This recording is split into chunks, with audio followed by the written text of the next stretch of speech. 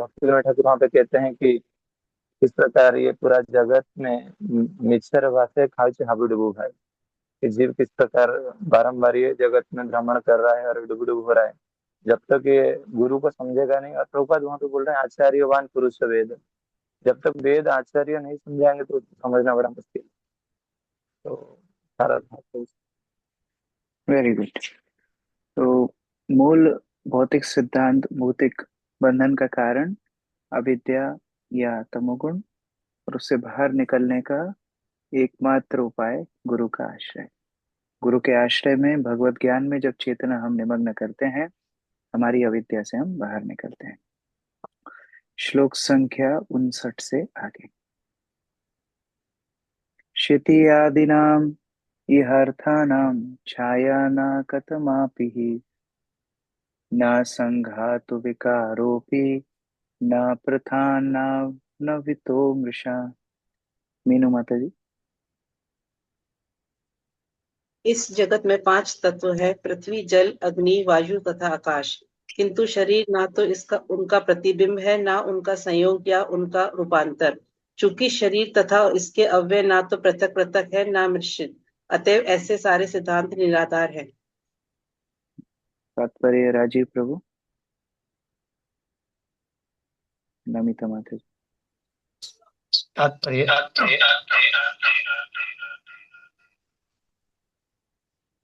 तात्पर्य जंगल पृथ्वी का विकार अवश्य है, किंतु एक वृक्ष दूसरे वृक्ष पर आश्रित नहीं होता।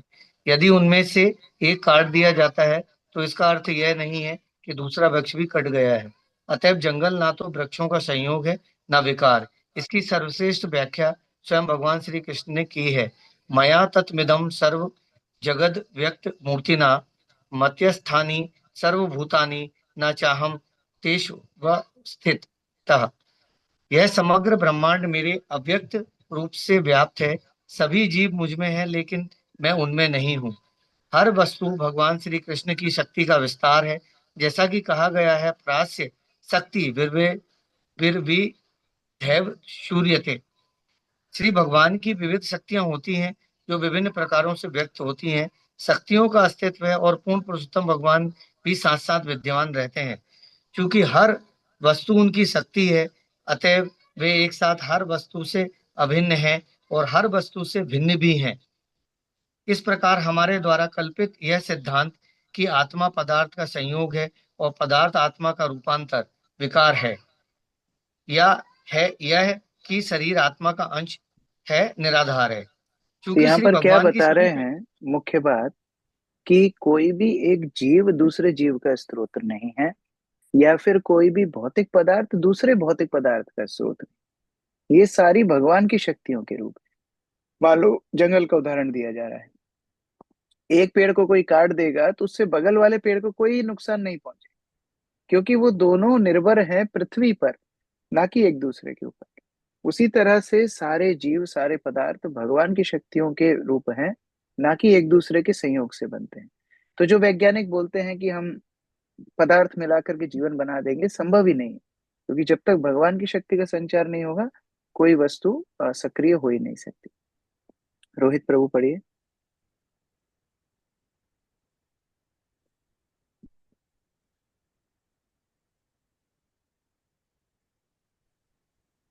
क्योंकि भगवान की सभी शक्तियां एक साथ आपकी विद्यमान आवाज रहती बहुत हैं। कम आ रही है।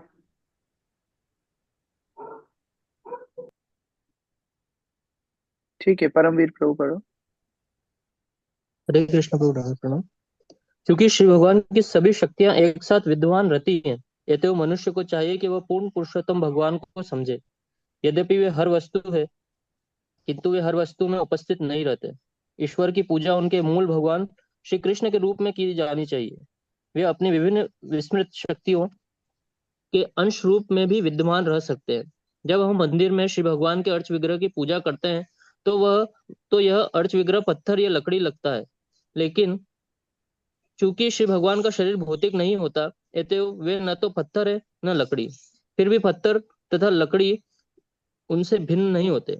इस प्रकार पत्थर या लकड़ी की पूजा करने से हमें कोई फल नहीं प्राप्त होता, किंतु जब पत्थर या लकड़ी श्री भगवान के मूल रूप का प्रतिनिधित्व करते हैं, तो उस अर्च विग्रह की पूजा करने से हमें वांछित फल प्राप्त होता है।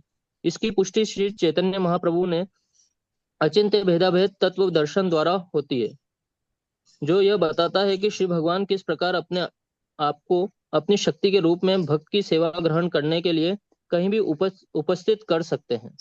तो अभी हरे जो हमने कृष्ण। चर्चा की कि सब कुछ ही भगवान की शक्ति से ही संभव होता है, उन्हीं की शक्ति से चलायमान होता है, इसका मतलब ये नहीं है कि हर वस्तु को भगवान मान लिया जाए। ये भी एक मिथ्या धारणा है। जहाँ लोग बोलते हैं कि गरीबों की सेवा भी तो भगवान की सेवा है, वो पत्थर पूजे हरि मिले तो मैं पूजू पहाड़, इस तरह लोग कहावतें बनाते हैं। लेकिन ये सब मायावाद दर्शन है। वास्तव में भगवान की शक्तियों के रूप समग्र सृष्टि समग्र जीव हैं, लेकिन भगवान अपने मूल रूप में भी स्थित रहते हैं। इस सिद्धांत को अचिंत्य भेदाभेद तत्व बोला जाता है। किस तरह? भेद अभेद। भेद अर्थात भगवान और जीव, उनकी शक्तियों में भेद है, क्योंकि वो समग्र शक्ति के स्रोत हैं, बाकी सब शक्तियां उनकी उनके अधीनस्थ हैं। और अभेद, क्योंकि उनकी उपस्थिति के बिना कोई भी वस्तु चलायमान नहीं होगी, सक्रिय नहीं होगी। इसलिए जब कोई सामान्य लकड़ी, पत्थर या स्थान को हम देखते हैं, उसमें हम भगवान की शक्ति का अनुभव कर सकते हैं। लेकिन जब वही वस्तु भगवान का विग्रह बन जाती है, तो फिर भगवान स्वयं उसमें अपने आप को उपस्थित करते हैं और हम उनकी सेवा करते हैं। इसलिए ये भी एक मिथ्या धारणा है कि हिंदू लोग बुत परस्ती करते हैं, ऐसा मुसलमान बोलते हैं कि ये लोग तो मूर्ति की पूजा करते हैं। हम मूर्ति की पूजा नहीं करते। मूर्तियां तो सड़कों पे नेताओं की बनती है, जिसके ऊपर धूल चढ़ती रहती है। श्री विग्रह और मूर्ति में ये अंतर है। श्री विग्रह अर्थात जहाँ भगवान स्वयं उपस्थित होते हैं सेवा ग्रहण करने के लिए, इसलिए वो सामान्य मूर्ति नहीं। धातव अवित्वात् च तन्मात्रा अवय वै विना न स्युहि असति अव्यविनी असन अव्यवः अंततः। अदिति माता जी। चूंकि शरीर पांच तत्वों से बना है, अतएव यह सूक्ष्म इंद्रिय विषयों के बिना अस्तित्व में नहीं रह सकता। चूंकि शरीर मिथ्या है, अतएव इंद्रिय विषय भी स्वभावतः मिथ्या या क्षणिक है। हरे कृष्ण। तो यद्यपि पांच तत्व जो हम सामान्यतः चर्चा करते हैं कि पृथ्वी, जल, अग्नि, वायु, आकाश, इनसे शरीर बन गया, लेकिन अगर हम इन पांचों को मिलाने का भी प्रयास करें, पहली बात तो मिलेंगे नहीं। अग्नि जल को क्या मिला सकते हैं? आकाश वायु को क्या मिला सकते हैं? पहली बात तो मिलेंगे नहीं। लेकिन अगर इन पांचों तत्वों को एक साथ भी लाया जाए तो भी सक्रिय नहीं होगा, क्योंकि सूक्ष्म इंद्रियां ही इस शरीर को चलायमान रखती हैं। और ये सूक्ष्म इंद्रियां हैं क्या? मन, बुद्धि, अहंकार। ये सूक्ष्म इंद्रियां इस शरीर को चलायमान रखती हैं, और सूक्ष्म तन मात्राओं के पीछे ही व्यक्ति भागता है। ध्वनि क्या है? सूक्ष्म। स्वाद क्या है? सूक्ष्म अनुभव है। कोई स्वाद को ऐसे एक डब्बे में बंद करके नहीं ला सकता कि हाँ 1 किलो स्वाद है। पदार्थ को हम लेते हैं, लेकिन स्वाद का अनुभव सूक्ष्म है। स्पर्श क्या है? स्पर्श सूक्ष्म है। दर्शन क्या है? दर्शन सूक्ष्म है। ये सुगंध क्या है? सूक्ष्म है। तो ये सारे अनुभव सूक्ष्म अनुभव है, और वास्तव में ये सूक्ष्म होकर के ये सिखाते हैं कि वास्तविकता इनमें है ही नहीं। वास्तविकता है ही नहीं। आज किसी एक ध्वनि को आप पसंद कर रहे हो, दूसरे व्यक्ति को ध्वनि अच्छी नहीं लग सकती। मतलब क्या है?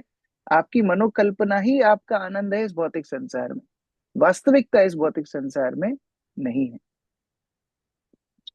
स्यात् सादृश्य भ्रमस्तावत् विकल्पे सति वस्तुनः जाग्रत स्वापौ यथा स्वप्ने तथा विधि निषेधता। रेखा माता। जब किसी वस्तु को उसके अंशों से पृथक कर दिया जाता है तो उनमें समानता मानना भ्रम कहलाता है। स्वप्न देखते समय मनुष्य जागने तथा सोने की स्थितियों में अंतर उत्पन्न कर देता है। ऐसी मानसिक अवस्था में शास्त्रों के विधानों की जो आदेशों तथा निषेधों के रूप में होते हैं संस्तुति की गई। हरे कृष्ण। तो कोई भी मुख्य वस्तु जो स्रोत है, उससे अपने आप को अलग कर लेना, यही माया है। माया अर्थात जहाँ भगवान की विस्मृति जीव को हो जाए। और ऐसी विस्मृति से बाहर निकलने के लिए, ऐसी नींद से जगाने के लिए क्या है? शास्त्र दिए गए हैं। भगवान ने माया से मुक्त होने के लिए जीव को शास्त्र दिए। तात्पर्य प्रतिभा माता जी।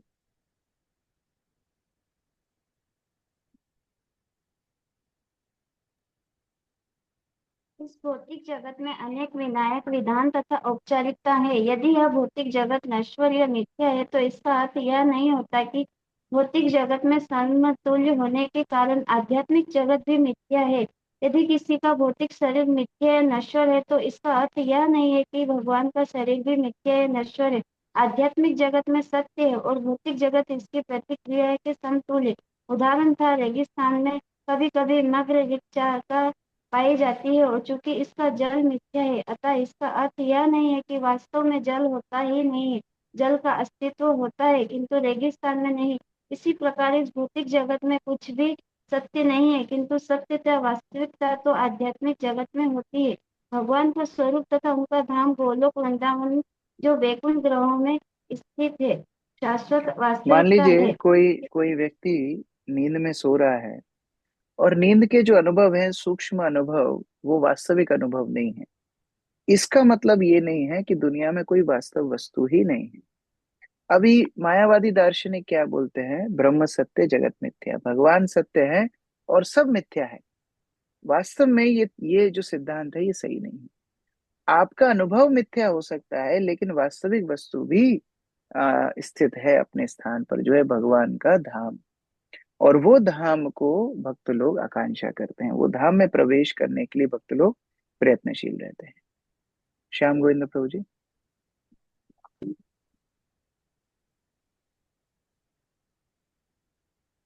भगवत गीता से हम जानते हैं कि एक अन्य प्रकृति है जो वास्तविक सत्य है। इसकी व्याख्या स्वयं भगवान ने भगवत गीता के 8वें अध्याय में की है।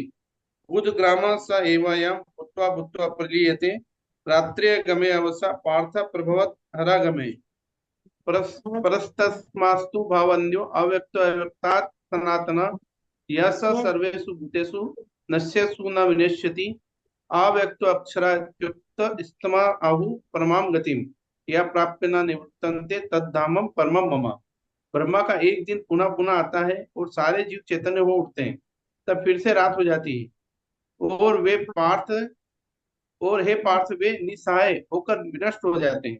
लेकिन इसके अतिरिक्त एक प्रकृति और भी है जो शाश्वत है और इस व्यक्त तथा अव्यक्त पदार्थ के परे है। यह दिव्य है और कभी विनष्ट नहीं होती। जब इस जगत का सब कुछ विनष्ट हो जाता है तो यह अंश उसी तरह बना रहता है। यह परम धाम अव्यक्त तथा अच्युत कहलाता है और यही चरम गंतव्य है। जब कोई वहां जाता है तो लौटकर नहीं आता। यही मेरा परम धाम है। यह भौतिक जगत आध्यात्मिक जगत का प्रतिबिंब है।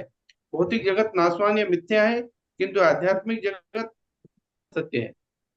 अगर अपने आप की आइडेंटिटी, अपने आप की व्यक्तित्व को ही विनाश करना होता तो भगवान आध्यात्मिक संसार का वर्णन ही क्यों करते? भगवत गीता में बार बार भगवान बता रहे हैं मेरा धाम, मेरा स्वभाव दिव्य है, मेरे जन्म कर्म दिव्य हैं।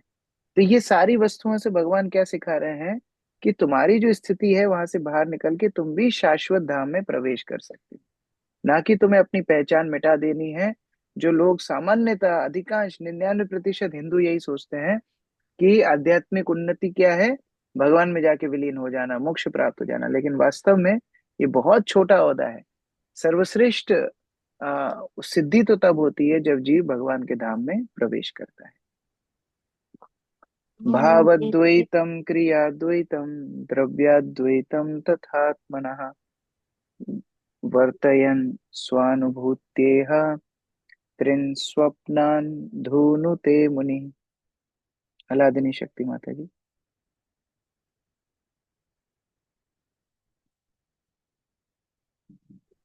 भाव क्रिया तथा द्रव्य की अद्वैतता एक तत्व पर विचार करने के पश्चात तथा आत्मा को समस्त कार्य कारणों से पृथक समझते हुए मुनि अपनी ही अनुभूति के अनुसार जागृत, स्वप्न तथा सुषुप्त इन तीनों अवस्था को त्याग देता है। तो ये अगले अलग अलग अवस्थाएं बताई गई हैं। जागृत अवस्था अर्थात जहाँ जीवात्मा क्रियाशील होता है, स्वप्न अवस्था जहां पर जीवात्मा का स्थूल शरीर स्थगित है लेकिन सूक्ष्म शरीर क्रियाशील है, और सुषुप्ति जहां सूक्ष्म और स्थूल दोनों शरीर स्थगित हो जाते हैं।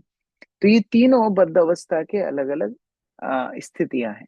लेकिन जीवात्मा जब इन सारी अवस्थाओं से मुक्त होता है तब वो कर्म बंधन से मुक्त हो पाता है। धर्मपाल प्रभु तात्पर्य। हरे कृष्णा प्रभु जी, दंडोत प्रणाम। अगले श्लोकों में भावाद्वैत अगले श्लोकों में भावाद्वैत, क्रियाद्वैत तथा द्रव्य द्वैत की व्याख्या दी गई है। किंतु मनुष्य को भौतिक जगत में दार्शनिक जीवन की सारी अद्वैतताएं छोड़नी पड़ती है और सिद्धि प्राप्त करने के लिए आध्यात्मिक जगत के वास्तविक जीवन को प्राप्त करना होता है। हरे कृष्ण। तो तीन प्रकार के अद्वैत भाव आगे बताएं। भाव अद्वैत मतलब भावनाएं कैसे एकत्वम होती हैं। क्रिया अद्वैत, क्रियाएं कैसे एकत्वम होती हैं। और द्रव्य, जिन वस्तुओं से हम क्रिया करते हैं वो कैसे एकत्वम होती हैं, आगे बताया जा रहा है। कार्य कारण वस्तु ऐक्य दर्शनम पटतंतुवत् अवस्तस्तुत्वाद्विकल्पस्य भावाद्वैतम तदुच्यते। मुख्य गोपी माता जी। जब मनुष्य यह समझता है कि फल तथा कारण एक है और द्वैत अनंत है, इस विचार की भांति अवास्तविक है कि वस्त्र के धागे वस्त्र में भिन्न है, तो एक एकत्व की अवधारणा को प्राप्त करता है जिसे भावाद्वैत कहते हैं। तो भावाद्वैत में जीवात्मा ये समझ जाता है कि मैं करता नहीं, मैं यद्यपि कार्य कर रहा हूं, लेकिन ये कर्ता भाव और फल मिलना ये दोनों ही भगवान के अधीनस्थ हैं।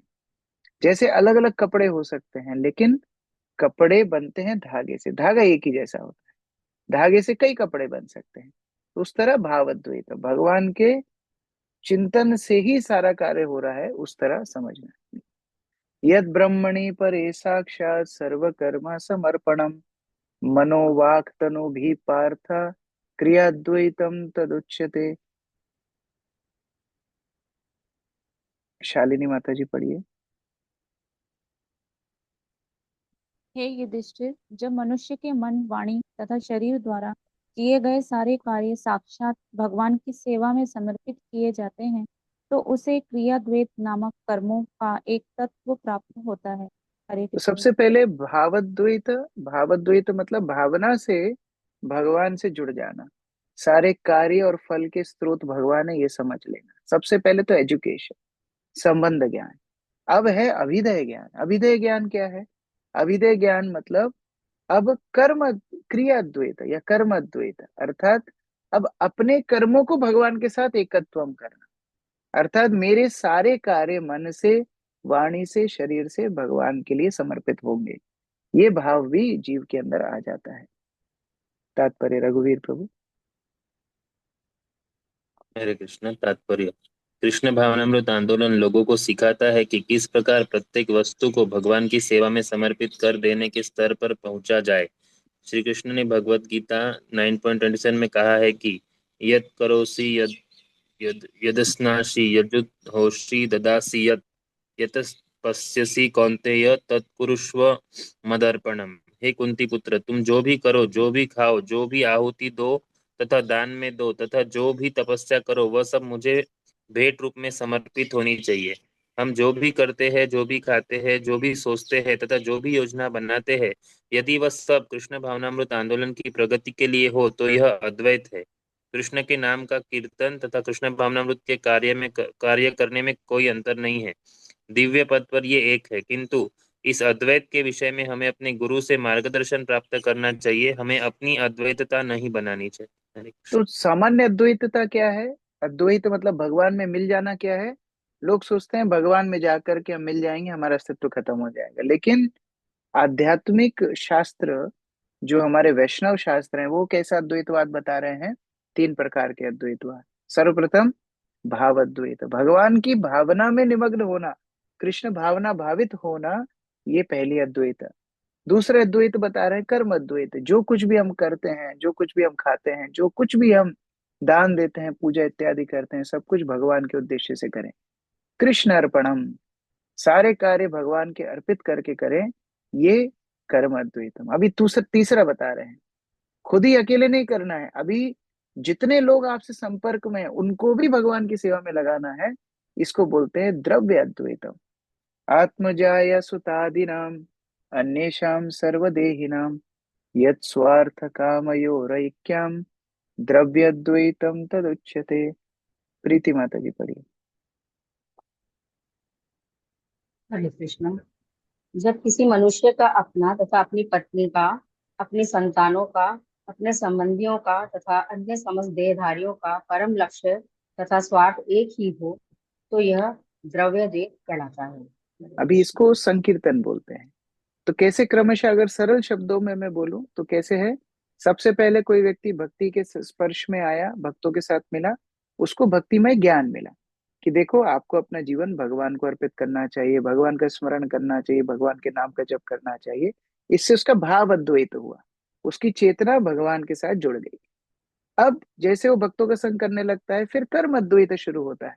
भक्त उसको बोलते हैं आप जो भी कार्य करते हो भगवान को अर्पित करो, भोग लगा करके पाओ। आप जॉब जाते हो तो सोचो भगवान की सेवा कर रहे हो, दान दक्षिणा करो, और इस तरह अपनी सारी क्रियाओं को भगवान से संपर्क में ले आओ। कर्मद्वैत। अभी तीसरा स्टेप, जब वो स्वयं भक्ति में पक्का हो जाता है, अब वो अपने आसपास के लोगों को, परिवार जनों को, संतान, पत्नी, बच्चे, सबको ले ले करके भगवान की सेवा में लगाने का प्रयास करता है। और दूसरे भी मोहल्ले पड़ोस वालों को, मित्रों को, शहरवासियों को, अनजान लोगों को, सबको लगाने। इसको बोलते हैं द्रव्य अद्वैत। तो इस प्रकार तीन अद्वैत भाव से जीव अपनी बद्ध अवस्था से पूर्ण रूप से मुक्त हो जाता है। प्रफुल्ल प्रभु पढ़िए। सभी जीवों का वास्तविक हित, जीवन का लक्ष्य भगवत धाम वापस जाने में होता है। इसी में अपना, अपनी पत्नी का, अपने बच्चों का, अपने शिष्यों का तथा अपने मित्रों, संबंधियों, देशवासियों तथा समस्त मानवता का हित होता है। कृष्ण भावनामृत आंदोलन व्यवस्था हेतु ऐसे आदेश दे सकता है कि जिससे प्रत्येक मनुष्य कृष्ण भावना भावित कार्यों में भाग ले सके और परम लक्ष्य तक पहुंच सके, जो स्वार्थ गतिम कहलाता है। प्रत्येक व्यक्ति के हित के लक्ष्य भगवान श्री विष्णु है, लेकिन चूंकि लोग इसे नहीं जानते, न ते विदु स्वार्थ गतिम ही विष्णु, अतएव वे जीवन के अनेक कल्पित स्वार्थों को पूरा करने की विविध योजनाएं बनाते रहते हैं।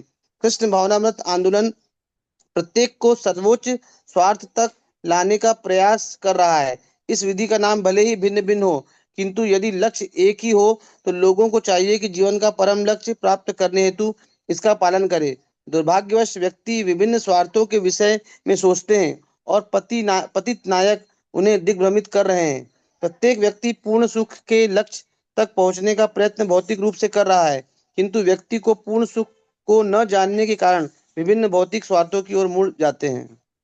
इसीलिए हम सबको ये प्रयास करना चाहिए कि हम ज्यादा से ज्यादा लोगों को साथ में लेके भक्ति में आगे बढ़े। ये द्रव्य अद्वैत हमारे लिए महत्वपूर्ण है। ऐसा नहीं कि केवल हमारी शुद्धिकरण से, हमारी भक्ति से हम आगे बढ़ जाएंगे, नहीं, हमारे साथ साथ दूसरों को ले जाना भी, ये भी हमारी भक्ति का एक अंग। चैट बॉक्स में पूछा है एकत्व का मतलब क्या होता है। एकत्व मतलब जो शास्त्र बोलते हैं, वेद बोलते हैं, भगवान के साथ एकाकार हो जाना, to merge into the lord, उसके तीन विभाग यहाँ पर बताए जा रहे हैं। भैया भगवान से एकत्व होना चाहते हैं, भगवान से मिलना चाहते हैं, तो उसके भी तीन भाग हो सकते हैं। एक, भावना को एक करो, कर्म को एक करो, और जितने लोग आपसे संपर्क में आते हैं उनको भगवान के साथ जोड़ो। तो ये हमारे सारे कार्यक्रमों के प्रयास होने चाहिए। अगर हम मंदिर आ रहे हैं, प्रयास कीजिए परिवार साथ में आ जाए। अगर हम सेवा में जा रहे हैं, प्रयास कीजिए साथ में सेवा करें। और हम ही क्यों, हमारे मित्र, हमारे बांधव एक साथ मिल करके भगवान की भक्ति में आगे बढ़े, ये हमारा प्रयास होना चाहिए। और प्रगाढ़ जब कोर डिवोटीज बनते हैं और इस्कॉन में और समय बीत जाता है, तो फिर प्रयास करें सारे मंदिर को एक साथ लेकर के चले। ऐसा नहीं कि नहीं मेरी भक्ति तो अलग चल रही है, मैं बस अपनी साधना देखता हूँ, नहीं, सबको एक साथ लेकर के चले। द्रव्य एकत्वम यहाँ पर वर्णन हो रहा है। आगे, यद यस्य वाणी सिद्धिम स्यात् येन यत्र यतो नृपा सा तने हेत कार्याणि नरो नान्यैरनापदि। पिंकी माता जी पढ़िए। हरे कृष्ण प्रभु जी, दंडवत प्रणाम।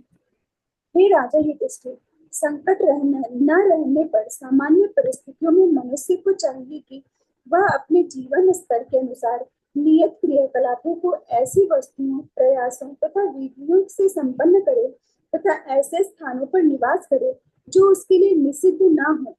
वह अन्य विधियों का उपयोग न करे। हरे कृष्ण। तो ये पहले भी चर्चा हुई थी जब वर्णाश्रम शुरू हुआ था, चर्चा होना नारद मुनि और युधिष्ठिर महाराज के बीच में, वहां पर भी चर्चा की थी कि जब तक आपदा ना आए, जब तक संकट ना आए, व्यक्ति को अपनी स्थिति में स्थित रहना चाहिए। जो भी उसके वर्ण आश्रम की स्थिति है उसमें स्थित रहे, शांति से भगवान की सेवा करे। हाँ, आपद धर्म के समय पर दूसरे वर्ण का कार्य दूसरे वर्ण के व्यक्ति को कभी कभी संभालना पड़ता है, वो आपदा धर्म है, लेकिन सामान्यतः अपने धर्म में रह करके सेवा करे। विशाल प्रभु।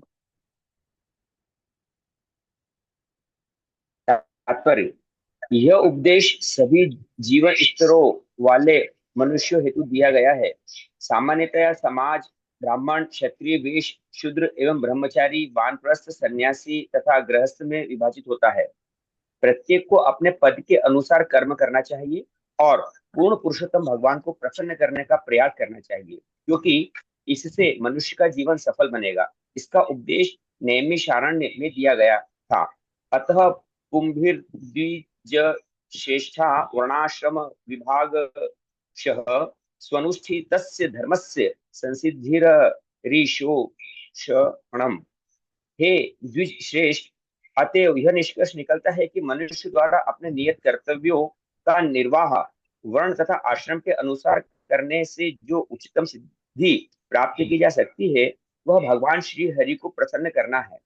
श्रीमद् भागवतम 1.2.13 प्रत्येक व्यक्ति को चाहिए कि पूर्ण पुरुषोत्तम भगवान को प्रसन्न करने हेतु अपने प्रतिपरक कर्तव्यों के अनुसार कर्म करे, तभी प्रत्येक व्यक्ति सुखी हो सकता है। हरे तो कृष्ण। ये श्लोक यहाँ पर क्यों आया? क्योंकि पिछले श्लोकों में बताया अपनी क्रियाओं को भगवान को अर्पित करना है। तो हाँ, भगवान को अपनी क्रियाओं को अर्पित करना है, लेकिन जरूरत पड़े तो दूसरे काम करने के लिए भी तैयार होना चाहिए। जैसे कई बार कुछ भक्त लोग कुकिंग में बहुत अच्छे होते हैं, तो वो बोलते हैं कि हम भगवान के लिए कुकिंग करेंगे, लेकिन हो सकता है किसी फेस्टिवल में 150 भक्त कुकिंग की सेवा कर रहे हों, लेकिन परोसने वाला एक भी नहीं हो। तो फिर ऐसा बोला जाएगा कि भैया यहाँ 10 ही लोग रहो, बाकी लोग आओ हमको सेवा में मदद करो। तब ये नहीं बोलना चाहिए कि नहीं प्रभु जी मैं तो कुकिंग ही करूंगा। ये आसक्ति भी अच्छी नहीं है। समसिद्धिर हरितोषणम, भगवान की प्रसन्नता के लिए आपद समय में जरूरत पड़ने पर जो सब सेवा करना पड़े वो करने के लिए तैयार हो। हम लोग कोई विशेष सेवा में पारंगत हो सकते हैं, लेकिन अगर जरूरत पड़े तो कोई भी सेवा करने के लिए तैयार व्यक्ति को होना चाहिए, इससे आसक्त नहीं होना चाहिए। सेवा का भाव सेवा से ज्यादा महत्वपूर्ण है। भगवान को प्रसन्न करने का भाव सेवा करने से भी ज्यादा महत्वपूर्ण है। भगवान किससे प्रसन्न होंगे वो सेवा भक्तों के द्वारा बताई जाएगी और वही सेवा मैं करने के लिए तत्पर रहूं, ये भाव होना चाहिए। एतैरन्यैश्च वेदोक्तैर् वर्तमान स्वकर्मभिः गृहेऽपि यस्य गतिं यायात् राजंस्तद्भक्तिभान् नरः। श्रुति माता जी।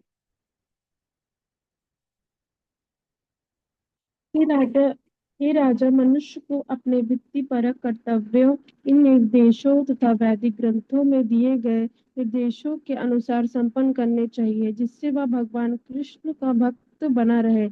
इस प्रकार घर पर रहकर भी मनुष्य अपने गंतव्य तक पहुंच सकता है। तो ये जितने भी कार्य हैं मनमाने ढंग से नहीं, वेदों में शास्त्रों में दिए गए निर्देशों अनुसार भगवान को अर्पित किए जाएं। और इस तरह अगर कोई शास्त्र के अनुरूप अपना जीवन जिएगा, उसको सन्यासी वन में जाने की आवश्यकता नहीं है, वो घर में रहकर भी भगवान को प्राप्त कर सकता है। ऐसा भगवान की भक्ति के गुण है, किसी भी अवस्था में भगवान को प्रसन्न किया जा सकता है। विपिन प्रभु। तात्पर्य, जीवन का परम लक्ष्य श्री विष्णु अर्थात भगवान श्री कृष्ण है। अतएव यदि कोई वैदिक अनुष्ठानों के द्वारा या भौतिकवादी क्रियाकलापों के द्वारा भगवान श्री कृष्ण रूपी गंतव्य तक पहुंचने का प्रयास करता है तो यह जीवन की पूर्णता है। उसे भगवान श्री कृष्ण को लक्ष्य बनाना चाहिए और जीवन के किसी भी स्तर से भगवान श्री कृष्ण के समीप पहुंचने का प्रयत्न करना चाहिए। भगवान श्री कृष्ण को सभी की सेवा स्वीकार है। श्रीमद् भगवद गीता 9.32 में श्री भगवान कहते हैं, माम ही पार्थ व्यपाश्रित्य ये अपि स्युः पाप योनयः स्त्रियो वैश्यास्तथा शूद्रोस्तेपि यान्ति पराम गति। हे प्रथापुत्र, जो व्यक्ति मेरी शरण ग्रहण करते हैं वे भले ही निम्न जन्म वाले स्त्रियां, वैश्य तथा शूद्र क्यों न हो, वे परम गंतव्य तक पहुंच सकते हैं, चाहे किसी का कोई भी पद क्यों न हो। यदि वह गुरु के निर्देशानुसार अपना वृत्तिपरक कर्तव्य करता हुआ भगवान श्री कृष्ण तक पहुंचने का प्रयास करता है तो उसका जीवन सफल है। ऐसा नहीं है कि केवल सन्यासी, वानप्रस्थ तथा ब्रह्मचारी भगवान श्री कृष्ण के समीप तक जा सकते हैं। गृहस्थ भी भगवान श्री कृष्ण के समीप पहुंच सकता है अगर वह बिना भौतिक इच्छाओं के परम भक्त बने। इसका एक उदाहरण अगले श्लोक में दिया गया है। हरे कृष्ण। इस प्रकार से मुख्य बात है हमारी भावना को शुद्ध करना, हमारी क्रियाओं को शुद्ध करना, हमारे अस्तित्व को शुद्ध करना, हमारी चेतना को शुद्ध करना। इसका कोई विकल्प नहीं है। चाहे हम किसी भी वर्ण, किसी भी आश्रम, किसी भी परिस्थिति में हो, किसी भी राज्य, किसी भी देश में हो, किसी भी जॉब, बिजनेस, कहीं भी हो, किसी भी उम्र के पड़ाव पर हो, एकमात्र उद्देश्य जीवन का है अपनी चेतना को शुद्ध करके भगवान के चरणों में लगाना। और अगर हम इस तरह करने में सफल हुए तो निश्चित इसी जन्म में भगवान के आश्रय को प्राप्त करेंगे। फिर बाह्य अवस्थाओं में होड़ा होड़ नहीं करना चाहिए। कई बार भक्ति जीवन में आने के बाद भी हम लोग बाह्य अवस्थाओं से बड़ा आकर्षित रहते हैं। हम लोग एक्सटर्नल्स इंग्लिश में बोलते हैं, एक्सटर्नल से बड़े आकर्षित रहते हैं। अरे देखो हम दोनों साथ में इस्कॉन में आए और देखो वो तो इतना आगे निकल गए। कैसे आगे निकल गए? देखो उनकी दीक्षा हो गई इसलिए वो आगे निकल गई। देखो वो उनको ब्राह्मण दीक्षा मिल गई इसलिए वो आगे चले गए। देखो उन्होंने सैफरन कपड़ा पहन लिया इसलिए वो आगे निकल गए। ये सारे विचार भौतिक विचार है। किसकी चेतना कितनी कृष्ण में रमी है इसका विचार हम बाह्य दृष्टि से कभी कर ही नहीं सकते। इसलिए प्रयास करना चाहिए कभी भी भक्तों को बाह्य दृष्टि से ना देखा जाए और हमेशा अपनी चेतना को कैसे ज्यादा से ज्यादा हम शुद्ध करें इसको विचार बार बार किया जाए। इस तरह बहुत सुंदर निर्देश नारद मुनि दे रहे हैं। कुछ ही श्लोक बचे हैं, कल हम लोग प्रयास करेंगे ये स्कंद का समापन, सप्तम स्कंद का।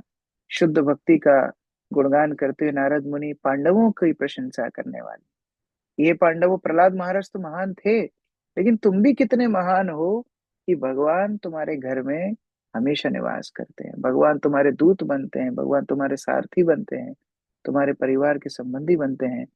श्रेष्ठ है तुम्हारी भक्ति, कितने भाग्यशाली तुम हो। इस तरह बहुत सुंदर व्याख्यान करके सप्तम स्कंद का समापन और फिर आठवां स्कंद हम लोग आगे शुरुआत करेंगे, जहाँ मनवंतर कथा, अलग अलग मनुओं की कथा, गजेंद्र हाथी की कथा से वहां शुरू होगी। हरे कृष्णा। ग्रंथराज श्रीमद् भागवतम की जय, श्रील प्रभुपाद की जय। अच्छा, यहाँ सबके हाथ नीचे कैसे होंगे? ये सब वक्त अपने हाथ नीचे कर लीजिए। जिन्होंने रीडिंग के लिए हैंड रेज किए हैं वो हैंड नीचे कर लीजिए। किसी का कोई प्रश्न है तो हैंड रेज कर सकते हैं। यस, राघव प्रभु। प्रभु जी, मुझे एक्चुअली कुछ पर्सनल पूछना था, छोटा सा ये यस और नो वाला, तो मैं आपको मैसेज कर सकता हूँ क्या? हाँ हाँ, just send me voice note और टेक्स्ट। हाँ, यस, थैंक यू प्रभु। विपिन प्रभु।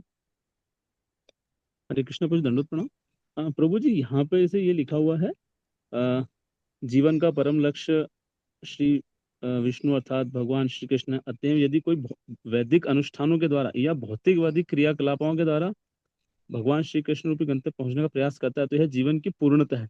ये बहुत, एक तो ये वाला था कि भौतिकवादी क्रियाकलापों द्वारा भगवान तक पहुंचना और यह पूर्णता है, ये समझ में नहीं आ रहा प्रभु जी। मतलब कौन से श्लोक में पढ़ रहे हैं आप? ये इसी के ऊपर वाला प्रभु जी, मतलब ये 67 का जो था ना, तात्पर्य में लिखा हुआ है 67 तात्पर्य 67 या 66? 67 का जो तात्पर्य है, इसमें हाँ। तात्पर्य में लिखा है कि भौतिकवादी वैदिक अनुष्ठानों के द्वारा या भौतिक क्रियाकलापों के द्वारा भी भगवान कृष्ण तक पहुंचने का प्रयास करता है तो यह जीवन की पूर्णता है। इसका मतलब ये है कि अगर कोई अपनी भौतिकवादी कार्य अर्थात जॉब, परिवार का ध्यान रखना, शरीर का ध्यान रखना, ये भी यदि भगवान के उद्देश्य से करे तो भी उसका जीवन सफल है। या वैदिक अनुष्ठान यानी व्रत दान तपस्या इत्यादि भगवान के उद्देश्य से करेगा तो जीवन सफल हो जाए। तो कैसे न कैसे ये न के न प्रकारेण मना कृष्ण निवेशय, ऐसे न कैसे भगवान में अगर चिंतन लग जाएगा तो उसका जन्म सफल हो जाएगा। भगवान में चिंतन नहीं लगेगा तो कितनी क्रियाएं करेगा उसका जीवन सफल नहीं होगा, ये उसका मतलब है। ठीक है। और एक और प्रभु जी जैसे एक इसमें ये बताया, गृहस्थ भी भगवान के श्री कृष्ण के समझ पहुंच सकता है अगर वह बिना भौतिक इच्छाओं के परम भक्त बने। तो ये भौतिक इच्छाएं प्रभु जी ये खत्म नहीं होती, मतलब बहुत कोशिश करते हैं फिर भी। कोई बात नहीं, हम लोगों को उसके पीछे नहीं पड़ना है, हमको भगवान के चिंतन को बढ़ाना है, ये हमको करना है। जैसे कृष्ण है सूर्य सम माया अंधकार, जहां कृष्ण तहां नहीं माया अधिकार। कृष्ण आ जाएंगे अपने आप माया चली जाएगी। तो हम लोगों को क्या करना है, अपने नाम जप अच्छे से करना है, भाव से। अगर कोई एकदम पकड़ के पूछ ले रास्ते में, विपिन प्रभु आप जप क्यों करते हो, तो आपका क्या उत्तर होगा? प्रभु जी ने बोला इसलिए करता हूँ, इस्कॉन में दीक्षा लेना है इसलिए 16 माला कर रहा हूँ। क्यों करते हो जप? भगवान को प्रसन्न करने के लिए, भगवान को प्रेम करने के लिए मैं उनका नाम ले रहा हूँ। ये भावना होना चाहिए। कोई एकदम पकड़ के पूछ ले क्यों भगवत गीता पढ़ते हो, क्यों भागवत पढ़ते हो, उसका उत्तर होना चाहिए भगवान से संबंध बनाने के लिए, भगवान को जानने के लिए, भगवान से प्रेम करने के लिए। तो अगर वो हमारी चेतना धीरे धीरे आती रही जीवन में, कब अनर्थ गायब हो जाएंगे हमको पता ही नहीं पड़ेगा। तो उसके ऊपर हमको फोकस करना, बाकी नहीं तो फिर डिप्रेशन आ जाएगा, अरे मेरे अनर्थ कब जाएंगे, भौतिक बंधन भावनाएं कब जाएंगी, उसके पीछे हमको नहीं पड़ना। ठीक है। थैंक यू प्रभु जी। अर्जुन प्रभु। हरे कृष्णा प्रभु जी, धन्यवाद प्रणाम। प्रभु जी जैसे अभी आपने इसमें बताया कि the mood is more more important then सेवा। प्रभु जी इसमें बहुत लैक होता है मेरा, प्रभु जी इसको हम मेंटेन कर सकते हैं? देखिए जैसा आज हमने पढ़ा, सबसे पहले भावद्वैतम, भावना को शुद्ध करना है। उसके बाद अपने आप कर्म द्वैतम हो जाएगा, कर्म भी अपने आप भगवान की सेवा में लग जाएगा। भाव कैसे शुद्ध होता है? श्रवण और कीर्तन को पक्का करना है। अभी समस्याएं क्या है, हम लोग श्रवण कीर्तन तो कर रहे हैं, उसके साथ कचरा भी बहुत कुछ अपने दिमाग में डाल रहे हैं। जैसे अभी हम साधु संघ में गए थे, तो वहां इसोले शिवराम स्वामी महाराज आए थे। तो शिवराम स्वामी महाराज से एक भक्त ने पूछा कि महाराज मेरी भक्ति अच्छे से नहीं हो पा रही है, मैं भगवान का चिंतन नहीं कर पा रहा हूँ। महाराज ने सबके सामने उसको पूछा, क्या तुम मूवीज देखते हो नेटफ्लिक्स पे? वो चुपचाप हो गया। बोला फिर मुझसे ये प्रश्न क्यों पूछ रहे हो? एक तरफ कचरा डालते हो दिमाग में, उसके बाद में फिर बोलते हो भगवान का चिंतन नहीं। तो हमारे साथ समस्या ये है, हमारा सोशल मीडिया भी चल रहा है, हमारे भौतिक क्रियाकलाप भी चल रहे हैं, और फिर हमको लगता है कि हमारा चिंतन शुद्ध नहीं है, हमारी सेवा भाव शुद्ध नहीं है। जिस दिन हम वास्तविकता में भगवान का श्रवण कीर्तन गंभीरता से करने लगेंगे, आप देखोगे आपका सेवा में मानसिकता ही बदल जाएगी। इसलिए सभी भक्तों को प्रयास करना चाहिए, धीरे धीरे अपना श्रवण कीर्तन शुद्ध हो। हम लोग प्रयास करें, जो सुन रहे हो ध्यान से सुनो।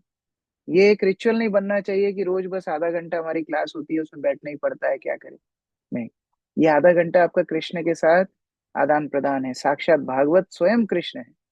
श्रीधर स्वामी जो भागवत के प्रमाणित टीकाकार हैं, श्री चैतन्य महाप्रभु जिनका टीका पढ़ते थे, श्री चैतन्य महाप्रभु ने उन्हीं को अधिकारी अधिकारी माना है भागवत के ऊपर टीका देने के लिए। आज मैं उनका प्रथम स्कंद के ऊपर टीका का शुरू का कुछ एक दो पन्ने पढ़ रहा था। श्रीधर स्वामी बोलते हैं ये भागवत इतना गहरा है कि इसमें एक कण की क्या बात है, पूरा मंदार पर्वत डूब सकता है, इतना गहरा ये भागवत है। और हम लोग इतने 7 स्कंद अभी हो गए, हम लोग को क्या ऐसा महसूस हो रहा है वास्तव में हमने कुछ ग्रहण किया? 7 स्कंद पढ़ लिए हमने 7वें, लेकिन ध्यान से नहीं पढ़े।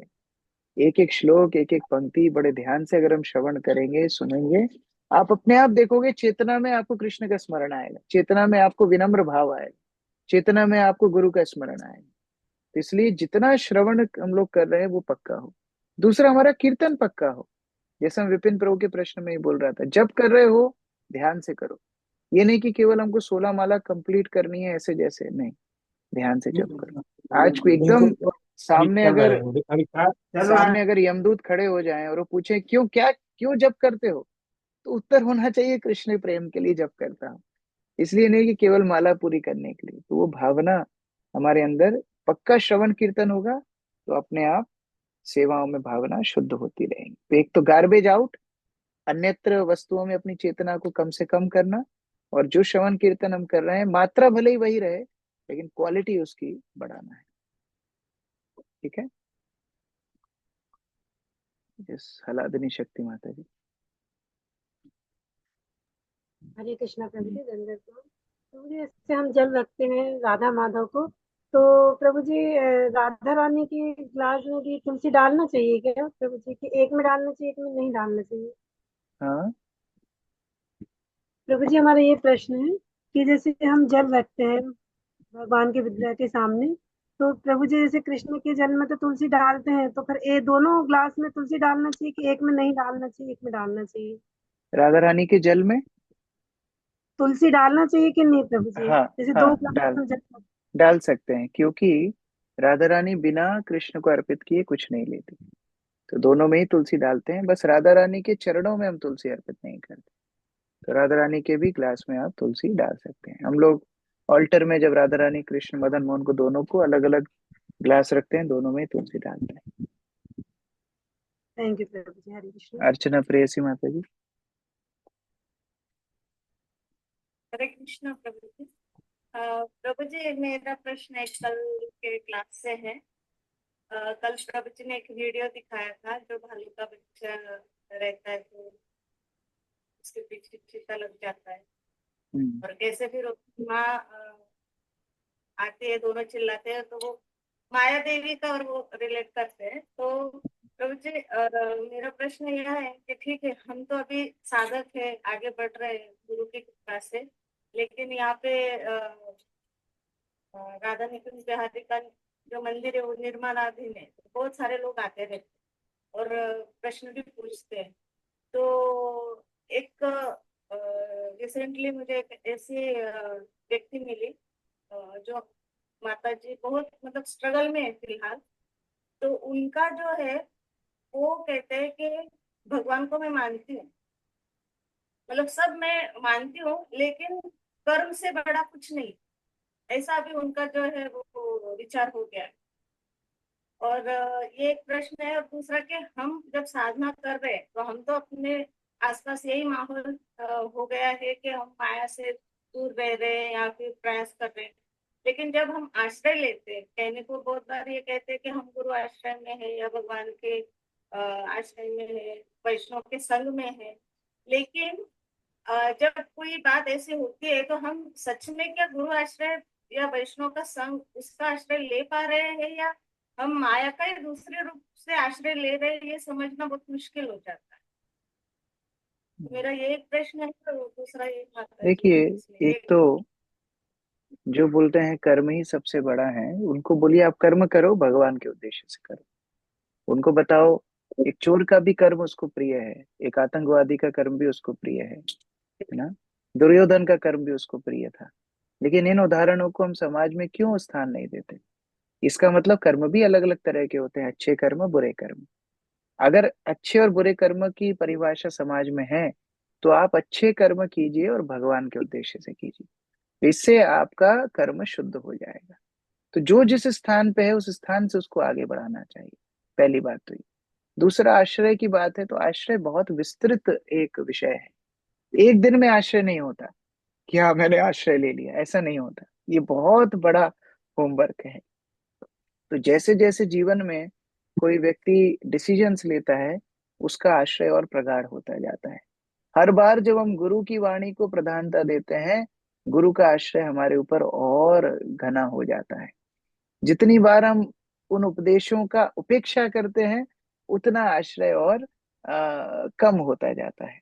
तो आश्रय बढ़ता घटता है समर्पण के परिमाण में। तो जितना ज्यादा समर्पण उतना ज्यादा आश्रय, और जितना ज्यादा आश्रय उतनी ज्यादा आध्यात्मिक सुरक्षा जीव को प्राप्त होती है। इसीलिए निर्देशों का पालन गंभीरता से करना यही आश्रय है। जय भजे से ही बड़ो अभक्त ही नचार। कोई कितना ही बड़ा पापी हो, कितना ही बड़ा पतित जीव हो, जय भजे से ही बड़ो, जो भगवान के आश्रय में सेवा करेगा, गुरु के आश्रय में सेवा करेगा, बस वो बड़ा बन जाएगा। वो सुरक्षित हो जाएगा भक्ति जीवन में। तो उस तरह निर्देशों का पालन करना हमारी भक्ति में हमारा आश्रय। ठीक है, हरे कृष्ण। प्रभुपाद की जय, समवेत भक्तवृंद की जय।